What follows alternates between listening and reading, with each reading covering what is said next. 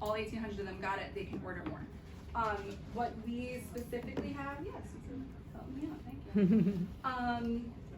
We had a group of students create a youth voter guide this year, and so the last section of the Civics for All curriculum is called Vote and Instructional Guide, and that actually started out as a piece of Civics Week last year. And so what Vote and Instructional Guide is it's lesson plans and resources for teachers to help students become informed voters. Because I think you all are aware of this too. You can have everyone can register. What we want is for them to then show up on election day and to do so in an informed way, right? And so that section of the curriculum is designed for teachers and students to think about what does it mean to be an informed voter. So we had a group of students from Millennium Brooklyn High School work on this guide of like how to actually vote. So I had an experience last year on election day. I live in District 14, so it was when Alexandria Ocasio-Cortez was in her primary. And so I was standing behind a group of students wearing Frank Sinatra high school sweatshirts, and they were watching very carefully what everyone was doing and like whispering to each other, like, I think you get that thing, and I think you go over here, and like trying to figure out how to vote. And I was in the process of doing this and realized like, oh wait, how to actually physically vote is probably an important thing. I know I'm super anxious, like even coming here, I looked at the building to make sure I knew where the 12th floor was. How do I get into the building? How do I get upstairs? I would want to know that with voting too. So this is a guide by students, for students on like, what does the actual, like when I get in there, what does the form look like that I'm gonna vote on? How do I pick these things? Because you'll see adults like who've been voting for 20 years, they're like looking at it like this and not knowing what to do. So there's information in here for that. Can we pass them? We can pass them around, go for it. So one of you was mentioning wanting to make this like interesting and accessible to students. And so, well, I like to think I was a really like fun and exciting teacher. The reality is I'm old and I probably wasn't that exciting. But we have worked with some people who do create some cool stuff that's engaging. How many of you know the graphic novel March? Has anyone heard of that before, the book March? Okay, or has heard of Congressman John Lewis? A few more people. So Congressman John Lewis. We make good trouble in here, yes, so we're very inspired by John Lewis. So Congressman John Lewis is a civil rights hero, and he worked closely with Martin Luther King and Bayard Rustin during the civil rights movement. He is now a congressman, and so he wrote his biography in graphic novel form. He was really inspired. There was a comic book about Martin Luther King Jr.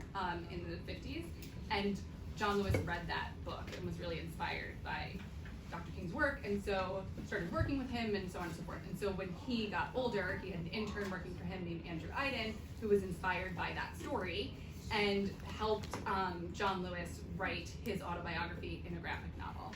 And so that author, Andrew Iden, wrote a comic book just for Civics for All, for us, on registered, and it is about the amendment that allowed 18-year-olds to register to vote, so that's kind of cool.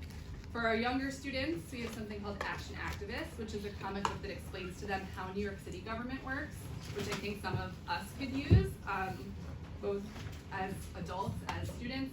How city government works, how you can get involved in city government. There's a cute character who like tries to solve a problem in her community, and then later on, spoiler alert, runs for office. So that's cute, and our younger students will get that too. So I'll pass those around. I have a couple of copies that I can leave with you. So schools will be getting, this week, your schools are getting a box. I'm sorry if I'm taking too long. I'll try to be really quick. Your schools are getting a box. In that box are voter registration forms. So based on the number of students who are 16, 17, and 18, because you're right, 16 and 17-year-olds can pre-register.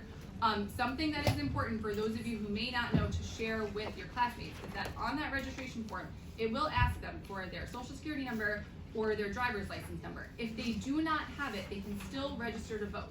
So you can still fill out the form, you can still register, you then just need to bring ID with you the very first time you vote. Anytime after that, they cannot ask you for ID, but if you don't have your social security number or that license number when you fill out the form the first time, you will need to bring the license first time. But don't tell anyone that they shouldn't. Like, make sure to encourage them. It's okay if you don't have that. Yeah? We don't need a driver's license exactly, we just have an ID. If you have a driver's license that has a number on it, or like the New York State ID, it has a number on it, you can use that number. What about the NYC ID? The NYC ID, that cannot number be is used. What if you don't have the driver's license at all? Then you can just use your social The security number. non-driver's learner thing I permit do. or the non-ID? Yeah, it's one or the other. Issue? So social security number or Public, like, what about public CID. school? I just feel like we're looking at like all these like cool comic books and like flyers and stuff, Yep. and I feel like why isn't this stuff just like everywhere? Why isn't it like set up in every school and like elementary school and library? Like, That is a great question. So, we're working on it. It is, and you guys can help, and that's what we're going to talk about in just a minute. It is in the schools, so it's a matter of getting it from the box that it's in somewhere in the building. Like if you've ever gone to the offices in your school, if you notice there's lots of boxes and stuff in there, it may be in one of those boxes. It's also new, so that's the other thing. We are in the process of training all of the school librarians in the city also, so that they have those the things. library. They have the guides. So in that box this week, that's where the comic books are coming. So you haven't seen those yet because they're not there. But if your school has a teacher coordinator, which I will give you their names in just a minute, for Civics Week, then they are getting that box. If you don't have a teacher coordinator, it's still coming to your school. They'll have the comic books, it'll have the voter registration forms, it'll have these tabletop signs. So to answer your question before about students who may not be eligible to vote versus students who are eligible to vote, all that information is here.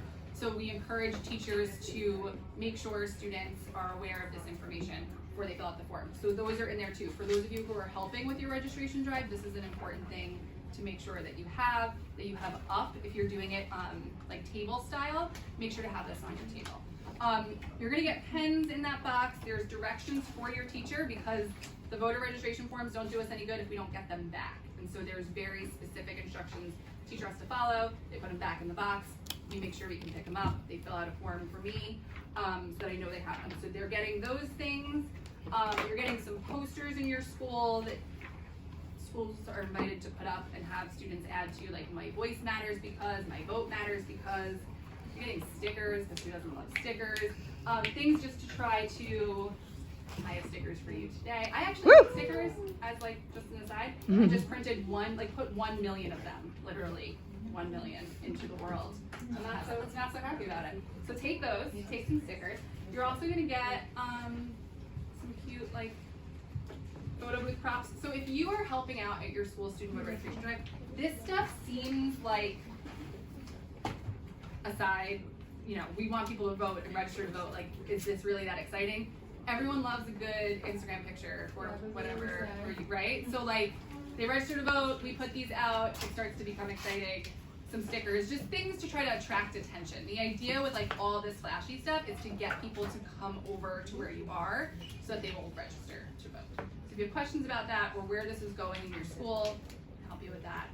I tried to fit all my information into a short period of time, but happy to answer more questions.